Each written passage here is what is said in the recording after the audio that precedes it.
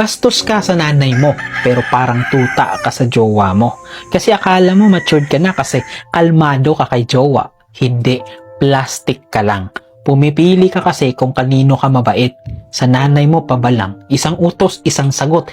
Isang paalala, isang inis. Sa jowa, opo, sige po, kahit ano po. Sa bahay, tamad ka, iritado, walang ganang sumagot. Sa jowa, todo effort, sweet bigla, maaga sa date. Hindi ka po sweet, marunong ka lang mag-adjust kung may kapalit na kilig. Hindi ka matured, takot ka lang mawalan ng jowa. Bastos ka sa nanay mo kasi sigurado kang hindi ka iiwan. Mabait ka kay jowa kasi alam mong pwede. So please, kung kaya mong rumispeto kay jowa, kaya mong rumispeto sa nanay na mahal ka. Hindi nakakabawas ng kulang pagiging disenteng anak, nakakadagdag pa. Kasi ang totoong ugali mo, hindi po lumalabas sa lakad o date.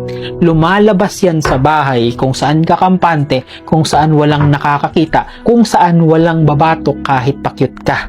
Huwag mong ibigay ang pinakamagandang ugali mo sa taong pwedeng mawala, sa jowa, sa syota, sa barkada.